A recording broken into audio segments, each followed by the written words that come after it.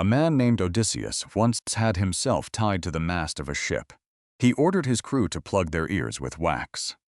He ordered them not to release him, no matter how he begged, because he had been warned that the voices coming from the next island would not let him die in peace. They would pull him into the water. That story was written almost 3,000 years ago. Now travel south. Cross the Sahara. In the rivers of West Africa, mothers still teach their children never to walk alone near the water at dusk. Because of a woman who lives below the surface. A woman with the hair of a queen and the lower body of a fish. She gives wealth. She gives beauty. She gives knowledge. And then she takes the man who received those gifts and pulls him under. Now travel across the world, to the coast of Japan. Open a book called the Nihon Shoki, one of the oldest written histories on the planet, and inside that book there is a record of a fish woman. Her flesh, eaten by accident, made a young girl live for 800 years. Greece, West Africa, Japan. 3 civilizations that never met. 3 languages that share no root. 3 coasts separated by entire oceans. And the same shape keeps surfacing. A feminine being, beautiful, connected to water, dangerous to men. Why? Why do cultures that could not possibly have spoken to each other tell the same story? With the same details? With the same warning? There are only 2 honest answers. The first answer is coincidence. The second answer is much more disturbing. The second answer is that all of these peoples were remembering the same thing. An event so violent to the order of creation that the God of Genesis was forced to wash the earth clean. An event the Bible describes in only 4 verses. An event the Book of Enoch fills in with names, places, and oaths.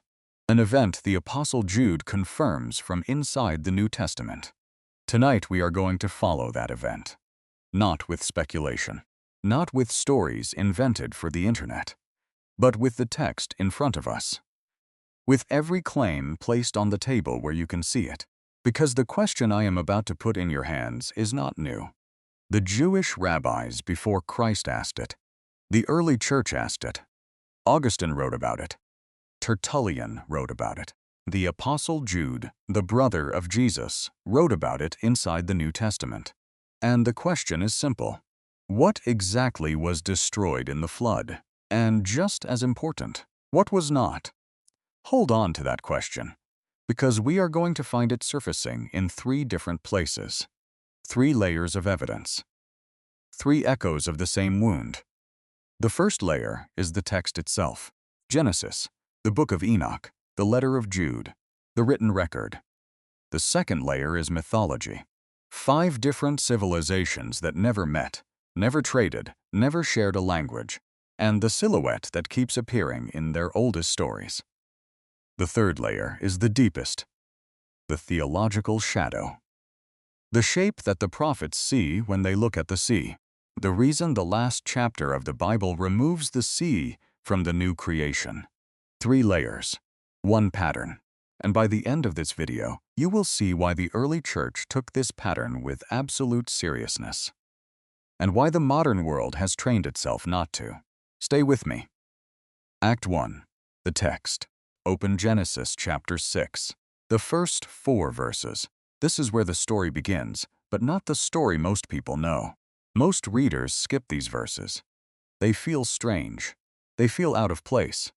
They sit there like a fragment of a different book that someone forgot to remove. And yet, every word in these 4 verses is the doorway to everything that follows. The text says this: When men began to multiply on the face of the earth, daughters were born to them. The sons of God saw that the daughters of men were beautiful, and they took for themselves wives, choosing from among all of them. Then, verse 4, there were giants on the earth in those days, and also afterward, when the sons of God came to the daughters of men, and they bore children to them. The same were mighty men, men of renown. Stop. Read that again. Sons of God, daughters of men. Giants, mighty men of renown. Who exactly are the sons of God? Why are they distinguished from the daughters of men? What kind of children does a son of God produce with a human woman? And why does the text say those children grew to be giants? For most of the first 1,000 years of Bible interpretation, the dominant answer was the same. The sons of God in Genesis 6 were not ordinary men. They were beings from the heavenly realm. They descended. They took human wives. They produced offspring the text calls Nephilim. This is not a fringe reading. This was the reading of the Jewish rabbis before Christ. This was the reading of the earliest church fathers. This was the reading preserved in the Greek translation of the Hebrew Bible. And the New Testament confirms it in plain language. Jude verse 6, the angels who did not keep their first dominion, but abandoned their own dwelling. He has kept them in everlasting chains under darkness, for the judgment of the great day. Notice the wording, angels who abandoned their dwelling, not symbols, not metaphors, real beings, a real rebellion, and according to Jude, those beings are now in chains, waiting for the day of judgment. If an apostle inside the New Testament writes about this with that level of seriousness, the question of whether it happened is closed. What remains is the question of what exactly happened, and for that, we open the second text, the Book of Enoch. The Book of Enoch is one of the strangest documents in the ancient world. It claims to preserve the words of Enoch, the great-grandfather of Noah.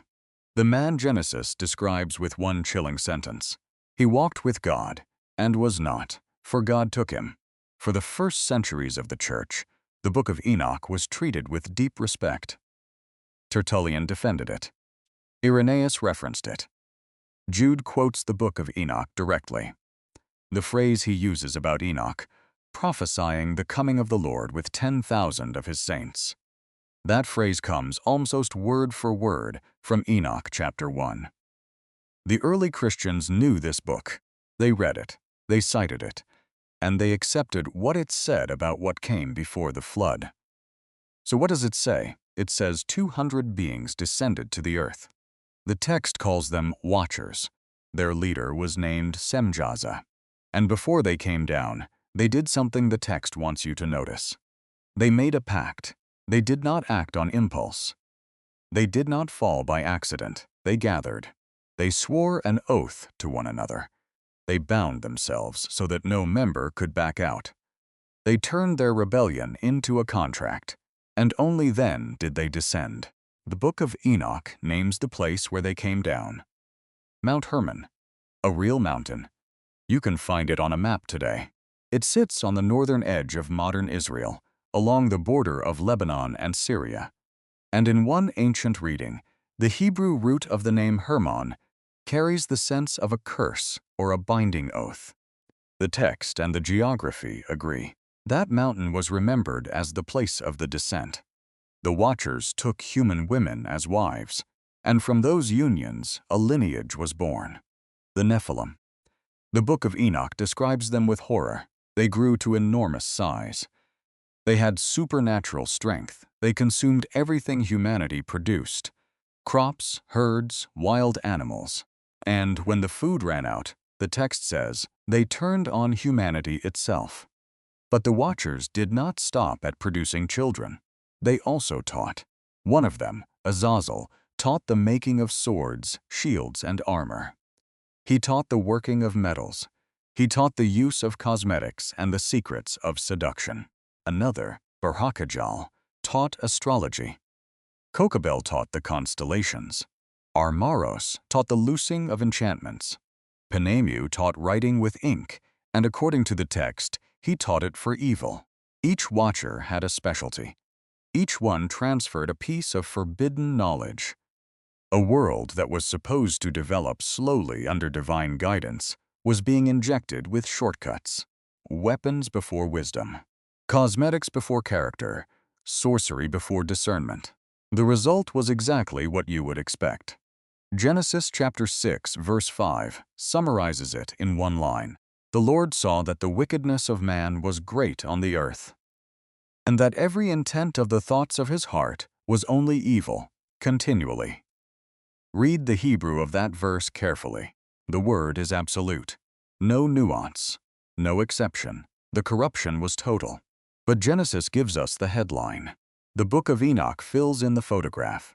And inside that photograph is a detail that no one talks about.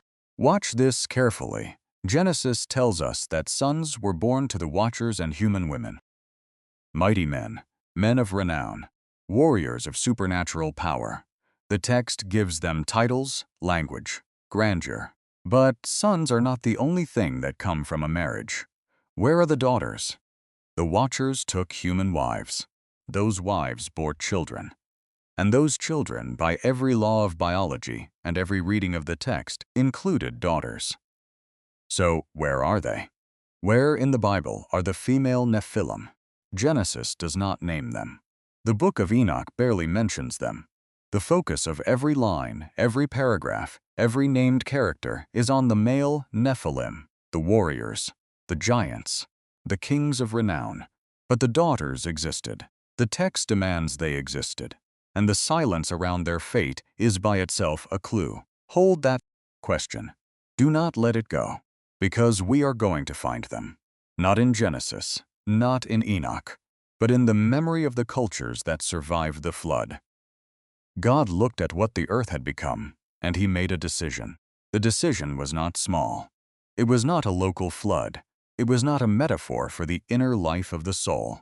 The text says God resolved to wipe out everything that walked on the dry land, every man, every woman, every child, every animal, every Nephilim. Only one man remained righteous, one family. In the words of the text, perfect in his generations. Genesis chapter 6, verse 9. That phrase has been studied for a very long time. Perfect in his generations. Many scholars argue this is not only a statement about Noah's character, it is also a statement about his bloodline.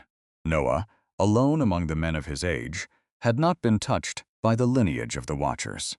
His descent was still fully human. The image of God in him had not been altered.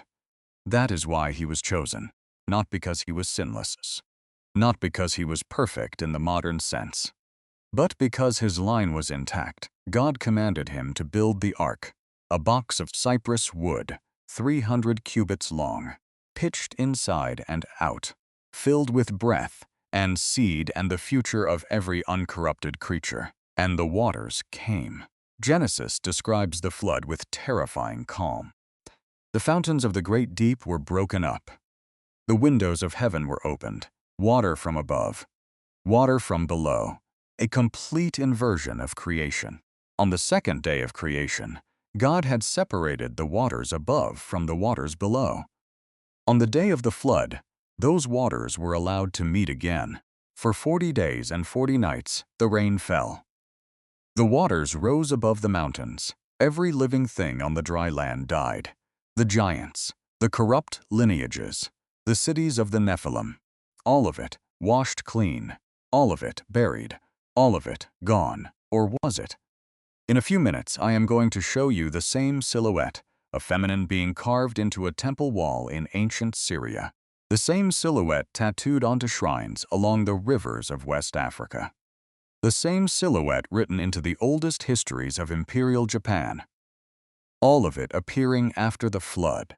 All of it in cultures that could not possibly have shared the image. And all of it pointing back, in different costumes, to one thing the Bible never quite explains. But first, because here is the question the text does not answer cleanly. Here is the door that, once opened, is hard to close. If the Nephilim were completely destroyed by the flood, why does the Bible keep mentioning them centuries later? Numbers chapter 13, verse 33. The spies of Moses return from the land of Canaan. They report what they saw. We saw the Nephilim there. The sons of Anak, who come from the Nephilim. We were like grasshoppers in our own sight, and so we were in their sight. Hundreds of years after the flood, and the Nephilim are still there. Deuteronomy chapter 3 describes Og, the king of Bashan. His bed was made of iron, 9 cubits long, 4 cubits wide, roughly 13 feet by 6. And the Bible says he was the last of the Rephaim, one of the giant lineages. 1 Samuel introduces Goliath, 6 cubits and a span, roughly 9 feet 9 inches tall, and the text tells us he had brothers, other giants, still walking the earth long after Noah's flood. So the question is unavoidable. How did they come back? Either the Watchers did it again, which Genesis chapter 6 verse 4 leaves open, or, and this is the part most teachers will not say out loud, something survived, something that was not on the dry land, something the flood could not reach. Hold that thought. We are leaving the text now, and we are walking out into the second layer. Act 2. The memory. Every civilization that survived the flood scattered. The book of Genesis describes that scattering at the Tower of Babel. Languages split, families separated, and they walked away from each other across the whole face of the earth. But they did not walk away empty. They carried something with them. Stories, warnings, names for things they had once seen or once been told about. And when you look at the oldest stories of those scattered cultures, a pattern surfaces. Not exact, not identical, but recognizable. The same silhouette, in different costumes, on different coasts. A feminine being, beautiful, connected to water, possessed of a voice or a presence that breaks the will of men. I am not going to tell you these are the female Nephilim. The text does not say that. What I am going to show you is the pattern, and I will let you decide what to do with it. Start with the one most people already know. The Greeks, Homer's Odyssey. The hero Odysseus sails home from the war of Troy. He is warned that his route will pass an island. On that island live the Sirens, and the Sirens have a voice unlike any voice in the world. It is not just beautiful, it is supernatural. Every man who hears it loses control. Every ship that hears it turns toward the music, and every ship that turns is destroyed against the rocks. The men do not die in violence, they die in attraction. They die because they cannot resist the call. Odysseus orders his men to plug their ears with beeswax. He orders them to tie him to the mast. He orders them not to release him no matter how he begs. The music begins. The text says that even Odysseus, the cleverest of the Greeks, was driven nearly to madness.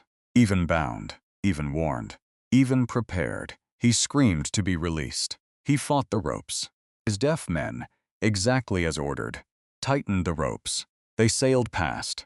And Odysseus survived only because his future self had not trusted his present self. Sit with that image for a moment. A voice that overrides the will. A beauty that drives men to destruction. A being not entirely human. A trap of sound and form set on a remote island that has consumed countless sailors. Where does a culture get an image like that? Pure imagination or memory? One detail almost no one knows. The earliest Greek depictions of sirens do not show them as fishwomen. The original sirens in Greek art had the bodies of birds and the faces of women. The mermaid image, the woman with the fishtail, comes from a different tradition entirely, but the function is identical in both. Voice, beauty, capture, death. Hold the function. Watch where it appears next. Go east. Open the ancient Mesopotamian texts. In the same region where the Bible places the cradle of human civilization, there are beings called the Apkallu. The Apkallu were depicted as half man, half fish. They wore the skin of a great fish as a cloak. The fish head sat over the priest's head like a helmet. The fish body hung down the back like a robe. The Babylonian historian Berossus, writing in the 3rd century before Christ, preserved a tradition about a chief Apkallu named Oannes. Oannes had a human head under a fish head, a human body under a fish body. He emerged from the Persian Gulf. He taught humanity writing. He taught humanity astronomy. He taught humanity the building of cities, the measuring of fields, the working of metals, the secrets of plants. At the end of each day, he returned to the sea. Read that list of teachings again. Now compare it to the list of forbidden knowledge taught by the Watchers in the Book of Enoch.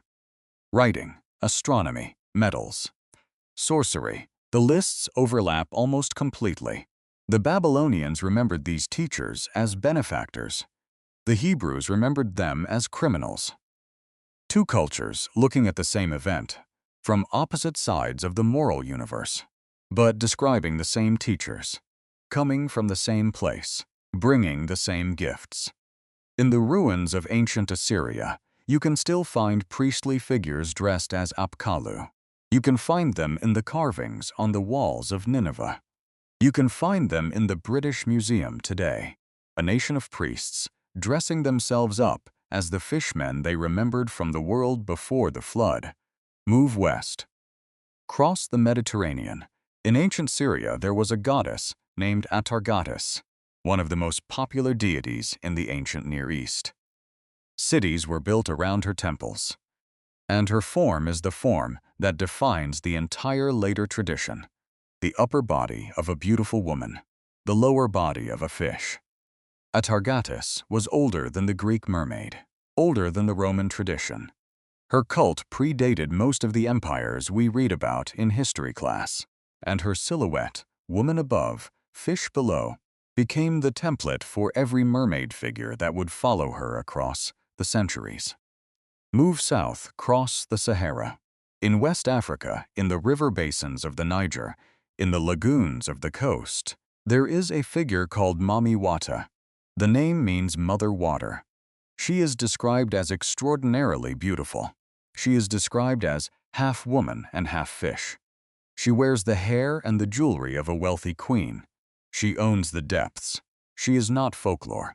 The veneration of Mami Wata is one of the most widespread religious traditions in West Africa. She has shrines. She has priesthoods. She has festivals. She has rules of conduct that her followers obey to this day. And when the slave ships crossed the Atlantic, the memory of Mami Wata went with them. She arrived in Brazil under one name, in Haiti under another, in the Caribbean under another, and in every place she went, she was recognized, not introduced, greeted, because the cultures already there had their own version of the same being, already there, already worshipped, already feared. Move across the world to the islands of Japan. Open the Nihon Shoki, one of the oldest written histories of Japan, compiled in the 8th century after Christ. Inside that history, there are records of a creature called the Ningyo, a fishwoman, in some accounts grotesque, in some accounts beautiful, but the central legend is always the same. Her flesh, if eaten, grants unnatural life. There is a famous Japanese tale called Yao Bikuni. A fisherman accidentally serves Ningyo flesh to his daughter. She does not age. Her family ages around her. Her husband dies. Her children die. Her grandchildren die. And she lives on, 800 years, walking the coast of Japan, looking for the sea where the creature came from. Stop. Look at the geography.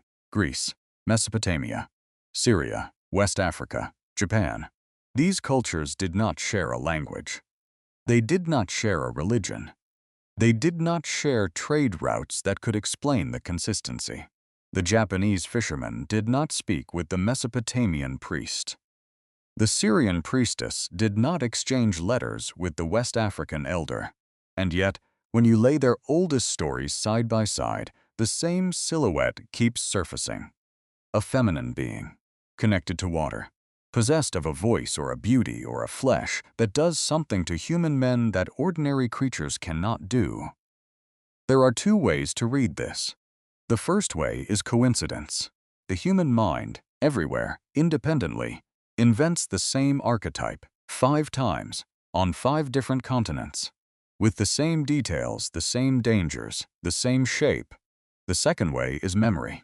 That somewhere in the deep past, before the dispersal of the nations, before the languages divided at Babel, there was an encounter so disturbing that no culture ever fully forgot. That, as the children of Noah scattered, they carried the memory with them, and each culture wrapped it in its own clothing.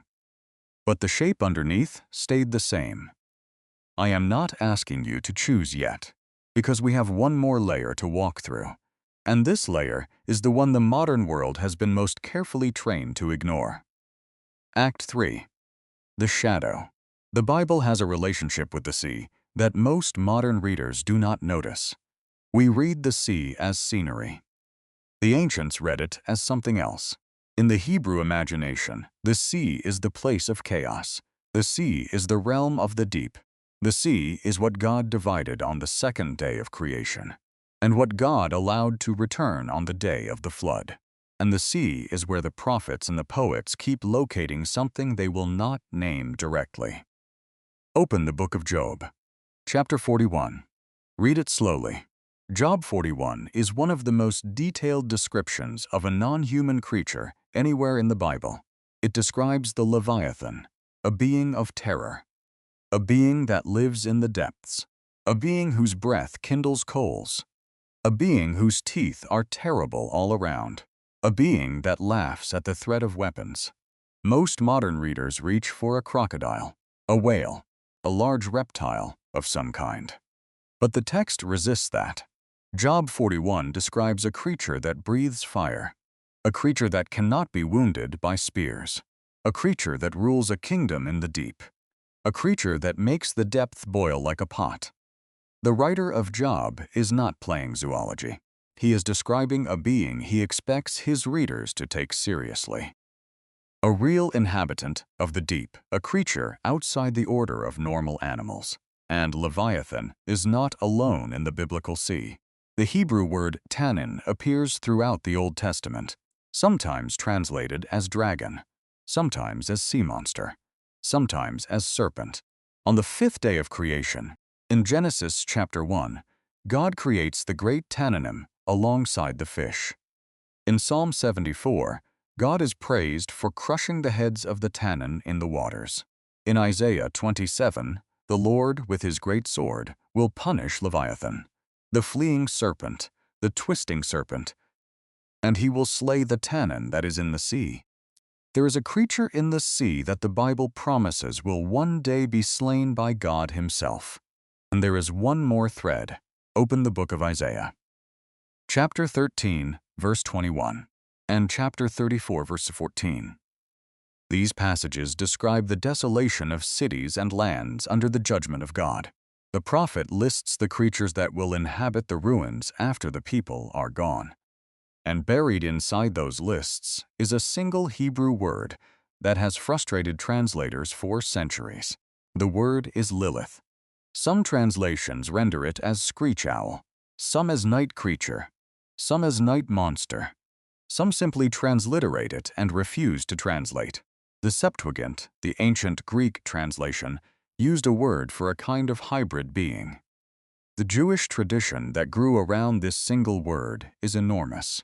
Ancient texts describe Lilith as a feminine entity of the night, beautiful, dangerous, associated with seduction and with the death of men and of children, associated with darkness, and in some streams of the tradition, associated with deep waters. Notice the pattern. A feminine being, beautiful, dangerous to men, connected to night or to water or to both. The pattern we found in the second layer surfaces here, in trace form, inside the Hebrew Bible itself, hidden in a single word, tucked into the prophets. Now stand back and look at what you are holding. Layer 1, the text. Genesis records angelic beings who descended. Enoch fills in the names, the place, the oath, the offspring. Jude confirms it from inside the New Testament. The corruption was total. The flood judged the dry land. The text never accounts for the daughters of the Watchers. The text never says the flood reached the deep. Layer 2, the memory. 5 civilizations on 5 continents, with no contact between them, all preserving the same silhouette. Greek Sirens, Mesopotamian Apkallu, Syrian Atargatis, West African Mami Wata, Japanese Ningyo, the same function in every version, a being not entirely human, connected to water, dangerous to men. Layer 3, the shadow. A Hebrew Bible whose own poets and prophets keep locating something in the sea that the modern world has no category for. Leviathan, Tannin, Lilith, creatures the text takes seriously. Creatures the text says God himself will one day slay. 3 layers, 1 pattern, the same wound under different names, and here is the moment we have been walking toward. The Bible does not say mermaids are real. The Bible does not say the female Nephilim went into the sea. The Bible does not give us a verse we can underline and end the argument. But the Bible says the corruption was total. The Bible says the flood judged the land. The Bible says the sea is where Leviathan still lives. The Bible says God will one day slay the Tannin. The Bible says the world remembered and named and carved and worshipped and feared a feminine shape in the water, on every coast, in every language, for 3,000 years. The Bible does not say mermaids are real. It tells you why every culture believes they are. Now go to the last book of the Bible, the book of Revelation. Chapter 21, verse 1. And I saw a new heaven and a new earth. For the first heaven and the first earth had passed away, and there was no more sea. Stop there. There was no more sea. Out of all the things John could have mentioned in the new creation, that is one of the first things he chooses. Before the absence of pain, before the absence of death, before the absence of tears. Why? Why would the sea need to be removed from the perfected creation? The answer is not climate. The answer is not geography. The answer, for the prophets and the apostles, is theological. The sea is the place of chaos.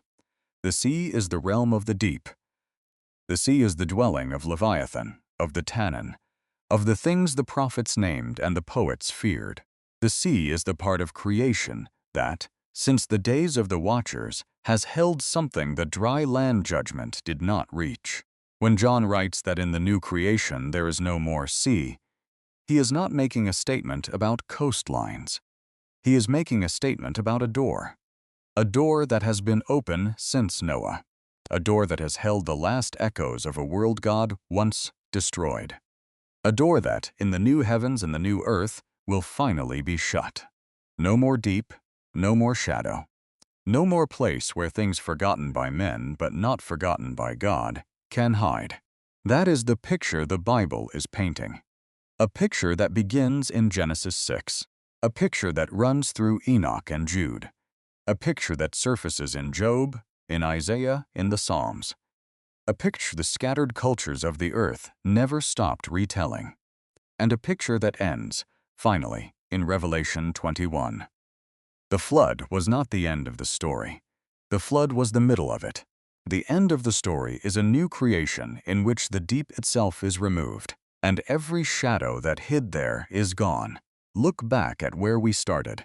The Sirens of Greece, the Apkallu of Babylon, the Atargatis of Syria, the Mami Wata of West Africa, the Ningyo of Japan, civilizations that did not know each other, languages that did not touch each other, all preserving the same shape, a feminine being. Connected to water. A wound the human race carried out of the flood and never quite healed. You are allowed to read this as coincidence. You are allowed to believe that the human mind invents the same silhouette in 5 places by accident. Or you can read it the way the early church read it. That Enoch was preserving a memory. That the corruption of the Watchers reached further than Genesis spells out. That the flood judged the surface, not the deep. That somewhere in the water, something stayed, and that one day, in the new creation, even that will be gone.